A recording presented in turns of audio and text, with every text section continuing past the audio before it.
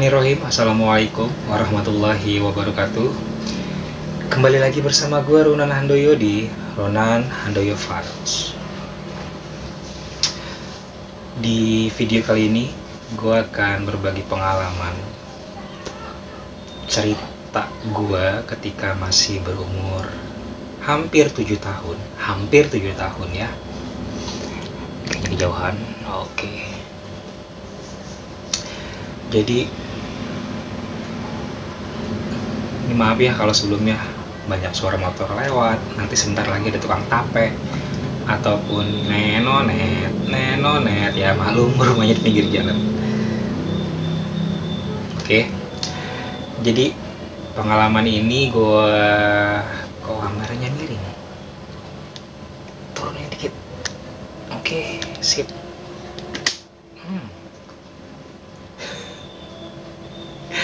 Jadi pengalaman ini terjadi hampir umur gue 7 tahun. Jadi waktu itu gue masih tinggal di Jakarta, di daerah Jakarta Selatan, tepatnya di Karet Belakang, Karbela, dekat Pasar Mencos. Gue lahir di sana, sampai umur 9 tahun gue tinggal di sana juga. Dan di sana juga bermula bayi Ambar. Ya, di umur 6-7 tahun tuh gue udah ketemu dengan Legi. Siapa Legi? Legi itu adalah si bayi Ambar yang dipelihara oleh almarhum Mbah. Masa-masa kecil gue di Jakarta itu predikatnya jelek karena anak paling nakal. Kalau nangis tuh paling lama bisa hampir 2 jam. Terus paling rajin. Iya, gue paling rajin bener.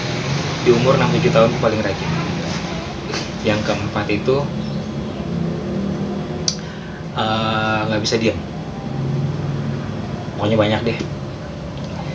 Kenapa gue dibilang anak yang paling nakal? Setiap hari gue kalau pulang nih, kepala jidat gue benjol, selalu benjol. Kenapa benjol?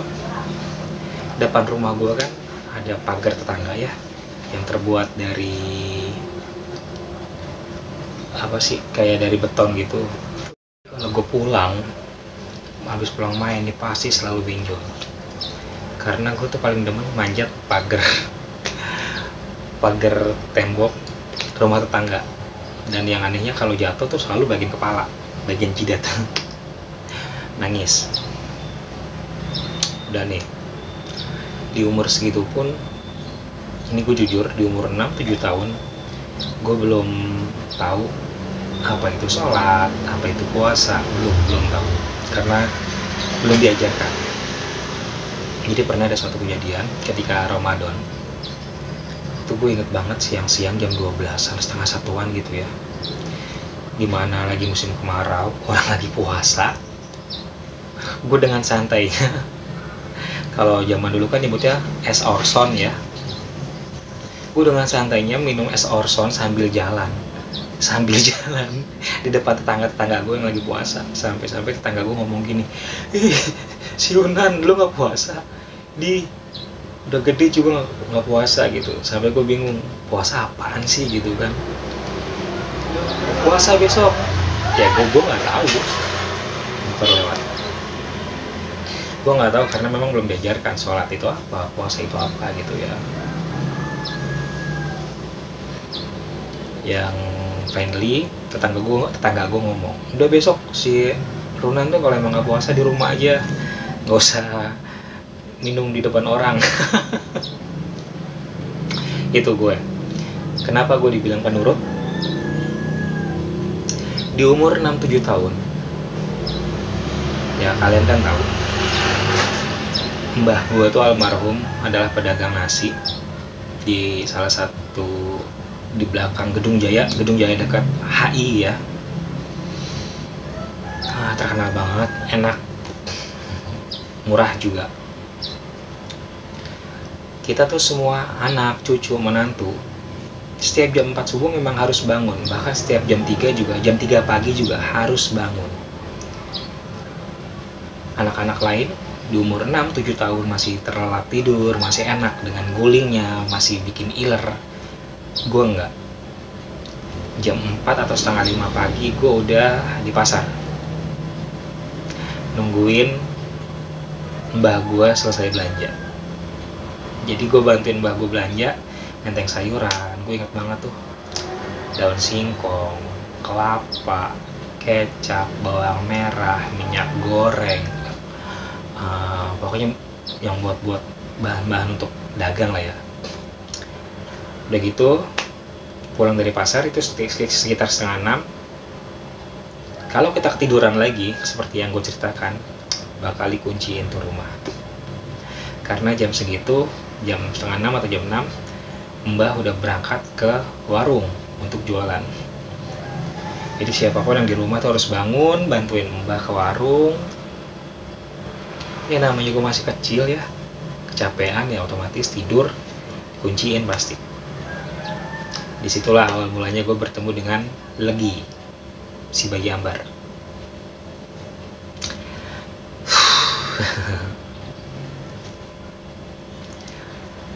Udah gitu, sorenya habis pulang sekolah.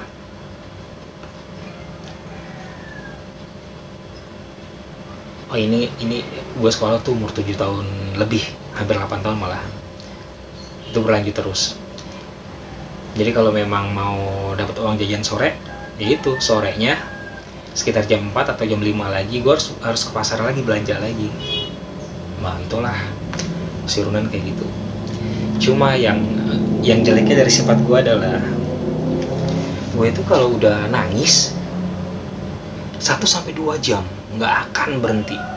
Misalnya gini nih, ada salah satu namanya anak-anak Jakarta ya, dia beli mainan satu otomatis dipamerin, yang beli mainan satu dipamerin.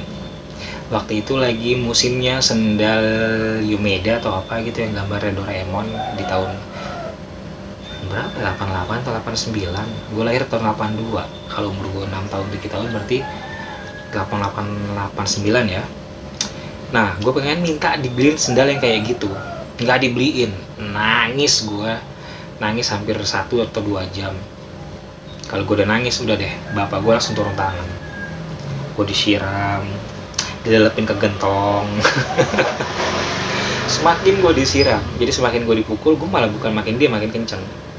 Sifat jelek gue adalah kalau gue dipukul, misalnya sama bapak gue nih, atau almarhum bapak, atau sama mbah gue, diem nggak, gue bukannya diem, gue malah gue pengen gini, pukul dulu, gue yang mukul sekencang apa mbah gue mukul, gue juga bakal mukul sekencang itu gitu. Atau almarhum bapak gue mukul sekencang apa, gue akan mukul sekencang itu, baru gue diem gitu. Tapi kalau seandainya kan ibu gue orangnya gini ya, udah diem, ibu yang mukul ya, kan gue dipukul begini nih, gue dipukul begini, ibu mukul gini doang tuh, mbah sama bapak udah ibu pukul, nggak mau, tadi dipukulnya nggak begitu, mukulnya begini gitu. Akhirnya gue mukul, kalau gue udah mukul udah gue diem, udah gue langsung diem begitu aja. Itulah gue, dan terbawa sampai sekarang. Misalnya ada orang yang jahatin gue nih, dia jahat sama gue nih, tapi kalau sekarang sih ya alhamdulillah agak berkurang ya, kejahatannya nggak bakal gue balas tindakan jahat lagi, itu sama aja bodoh gitu kan. Ya tapi ini intinya gitu, gue cukup udah dalam hati aja, ntar kalau dia udah dapat karmanya baru oh ya sudah selesai. Udah sok balik ya. Waktu itu gue belum tahu sholat, belum tahu puasa gitu kan, karena memang belum sekolah dan tidak diajarkan sama almarhum bapak, ibu, sama kakak sama bibi diajarin, tapi memang gue yang bobrol gitu loh. Suatu ketika ada tetangga gue bilang, ini si Runan kebiasaan kalau setiap Jumat bukannya sholat main melulu.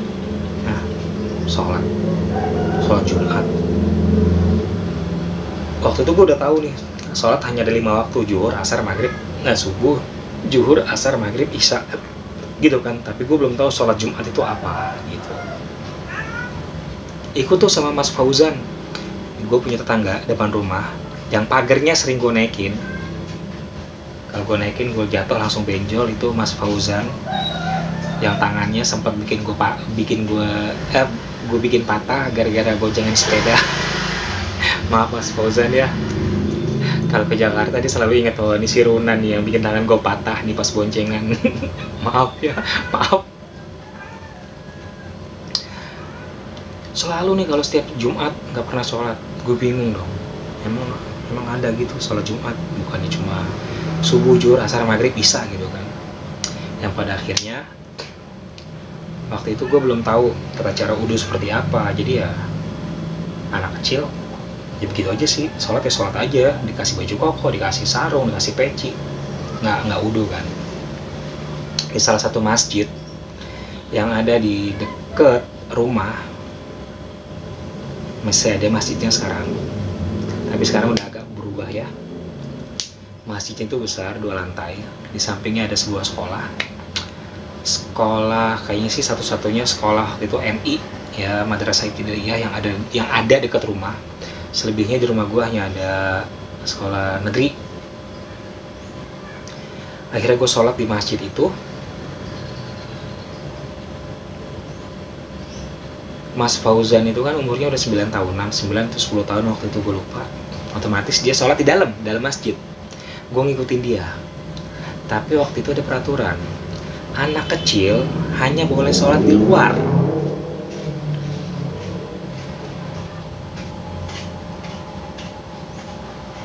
Anak kecil hanya boleh sholat di luar, nggak boleh di dalam, karena katanya berisik dan mengganggu. Dan betul dong, ternyata di luar anak kecil semua dan rame. Di situ ada penjaganya yang bawa apa ya, waktu itu gue lupa, kalau nggak salah Lidi deh, Lidi aren buat nyebetin anak-anak yang berisik. Dan kalau udah mulai sholat disabet gitu, jangan bercanda, jangan berisik, udah mulai sholat, ayo. Termasuk gue sempat kena sabet. Kenapa bisa kena sabet? Ini ceritanya.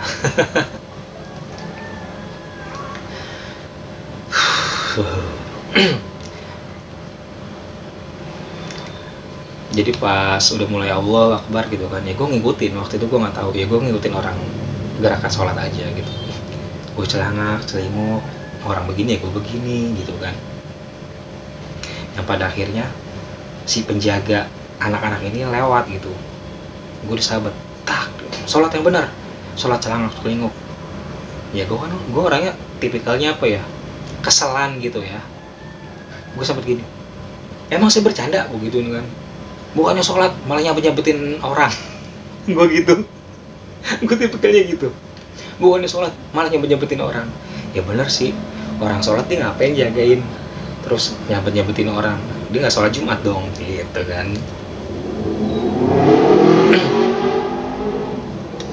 Akhirnya udah selesai sholat Jumat. Masjidnya sih memang enak, luas banget, 2 lantai luas, di bawahnya aula atau apa gitu, gue lupa, kayaknya sih aula ya. Lantai atas tuh dibuat masjid utama untuk sholat.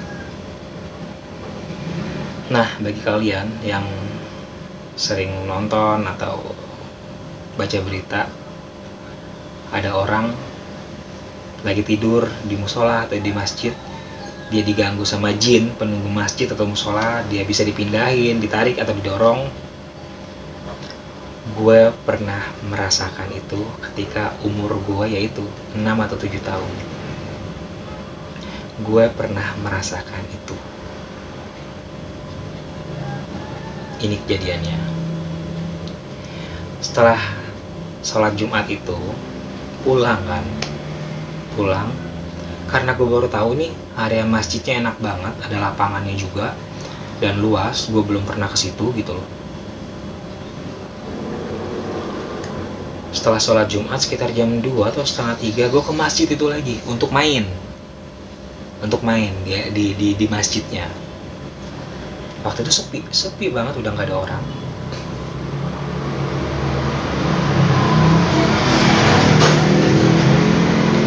Gue kelilingin area masjid, lantai 1 sepi, lantai 2 paling enak tuh dari lantai 2. Gue kan memang suka ketinggian ya, gue kalau udah ada di tempat yang tinggi gue bisa berjam-jam duduk ngelamun ngeliatin pemandangan gitu.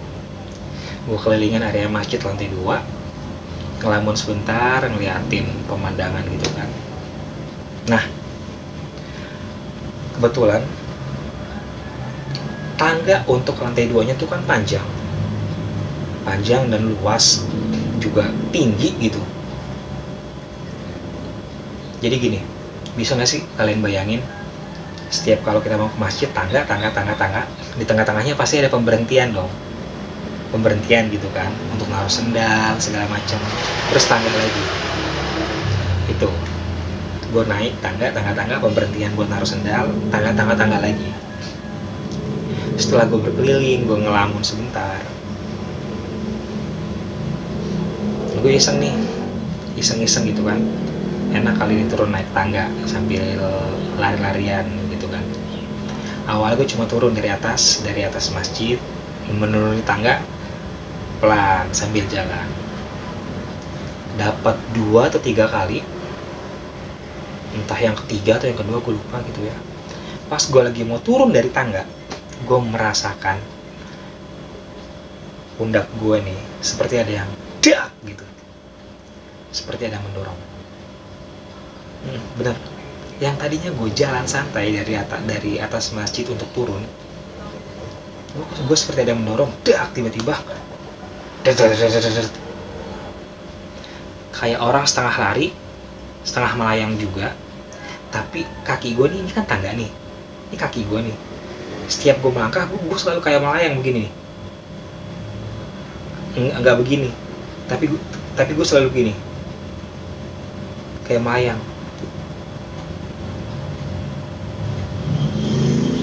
Padahal dari atas ke bawah itu curam, harusnya kan kalau orang turun dari tangga dak gini kan, enggak, gue setelah ngerasain pundak gue dijorokin dak begitu, ini gue melayang begini nih, seret gitu, sampai di tengah-tengah yang tempat pemberhentian buat naruh sendal. Harusnya kan bisa berhenti ya, ini enggak, gue malah kayak lompat deng gitu, set, ke tangga lagi, gitu, melayang lagi. Di bawah tangga masjid itu, ini gue masih inget banget, ada rumah, tembok rumah. Karena dari atas gue turun udah kenceng banget, setengah lari dan setengah melayang, harusnya kan gue nabrak tembok. Sejatinya orang yang lari sambil setengah melayang dari ketinggian, harusnya kan nabrak tembok dak gitu ya, ini enggak. Pas mau menabrak tembok rumah, ini tembok nih ya, ini tembok, harusnya kan deng gitu ya, ini enggak. Gue tiba-tiba tangan gue langsung nempel begini, nempel aja dengan santai, santai. Seenggaknya kan dari atas tuh kalau udah kenceng harusnya nabrak begini kan, dak gitu, ini enggak, tangan gue nempel di belakang kayak ada yang nahan begini gitu. Akhirnya gue nengok lagi ke tangga, enak, lagi ya, namanya anak kecil umur 6-7 tahunan, lagi, ayo main lagi gitu.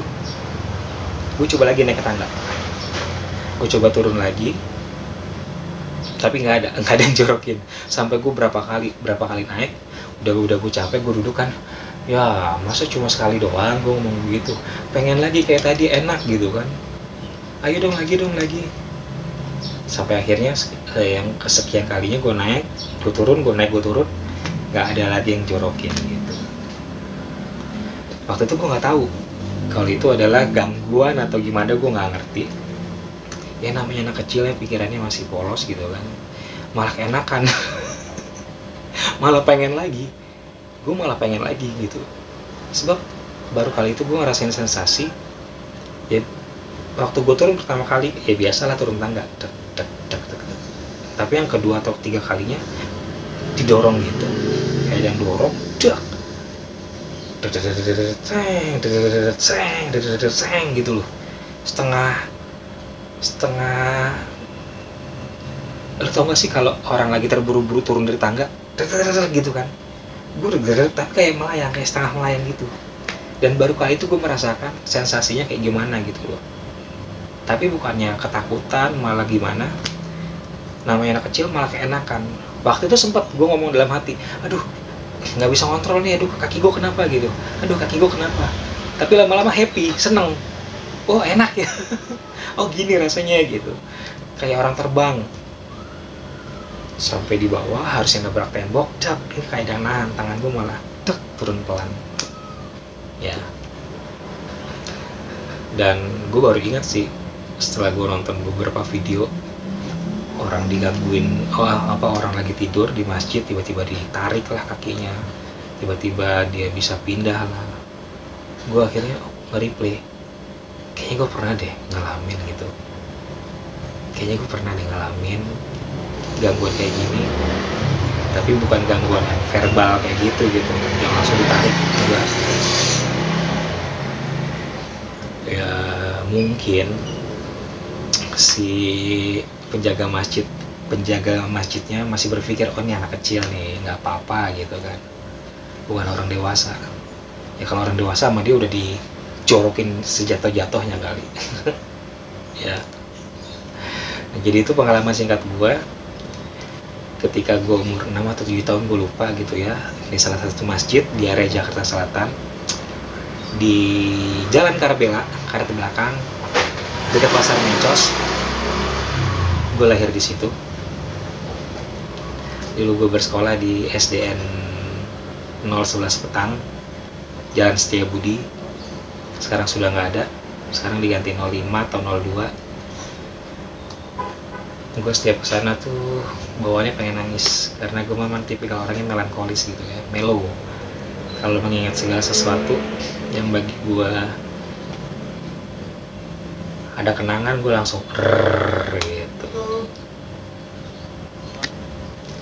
Nah termasuk waktu itu gue sempat kesana tahun lalu ya, ke masjid itu.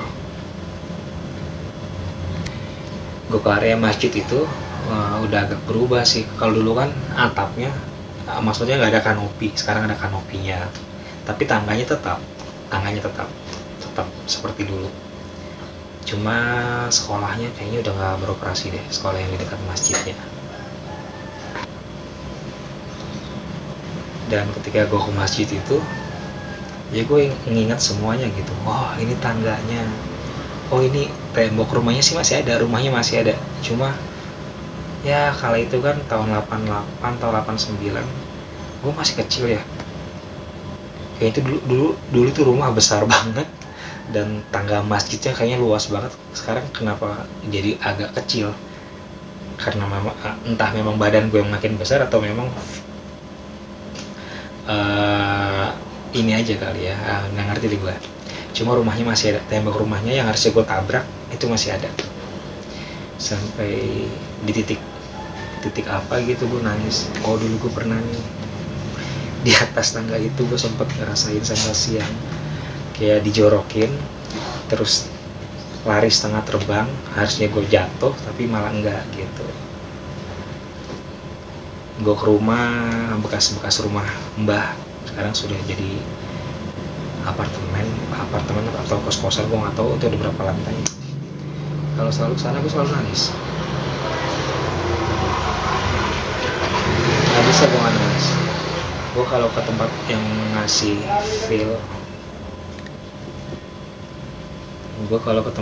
ngasih feel, gue memori masa lalu, pasti gue selalu nangis gitu loh.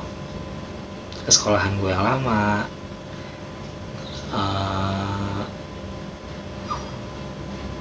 ya gitu deh. Oh iya, ngelihat tembok yang sering gue naikin dulu. Kalau gue naikin gue jatuh terus benjol. Dulu kayaknya tinggi banget itu tembok, susah banget tembok. Tapi sekarang malah seleher gue. Gue bisa ngeliat rumahnya. Dulu nggak kelihatan rumahnya, tapi sekarang gue bisa ngeliat rumahnya gitu. Bahkan waktu gue ke sekolahan gue, pernah nggak sih kalian ngerasa jendela sekolah tuh dulu kita kalau ngeliat harus lompat-lompat? Ya pernah nggak sih ngerasa ngeliat jendela sekolahan gitu, ngeliatin teman harus lompat-lompat? Tapi sekarang ngelongok gini juga udah kelihatan gitu. Dulu gue kayak gitu. Kalau mau ke kelas lain lompat-lompat, tapi sekarang jendela sekolahan tuh sedada gue.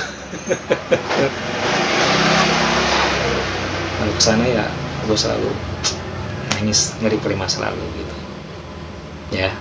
Jadi itu pengalaman gue yang singkat, entah itu gangguan, entah itu peringatan, tapi gue menikmati, bukan ketakutan. Gue menikmati, gue didorong, gue malah ayo lagi dong, dorong lagi, pengen lagi gitu ya. Namanya anak kecil. Yang terjadi di tahun 8, umur gue 6-7 tahun, 82, berarti sekitar 88, 89 ya. Ya di tahun 88 atau 89 di daerah Jakarta Selatan, Jalan Setiabudi, karet belakang Karbela, dekat Pasar Mencos, di salah satu masjid. Masjidnya sampai sekarang masih ada ya, Masjid Al-M. Aduh, itu aja kali ya yang bisa gue bagikan pada video kali ini. Selamat tahun baru juga. Dan di tahun 2022 ini semoga kalian semakin sukses. Resolusinya yang ingin dicapai semoga tercapai. Dan semoga juga Indonesia lekas pulih dari corona, khususnya Indonesia, umumnya pada dunia. Bagi kalian yang pernah mengalami kejadian kayak gue juga, ya digangguin di dalam masjid atau apa gitu, silakan di kemon di bawah ini ya. Gue Runan Handoyo, terima kasih. Wassalamualaikum warahmatullahi wabarakatuh. Selalu sehat semua. Oh ya, ini belangkon beli di Jogja. Waktu itu lagi ke Kota Gede di makam Raja-Raja Mataram. Kembali lagi, terima kasih. Wassalamualaikum warahmatullahi wabarakatuh. Berisik, banyak motor lewat.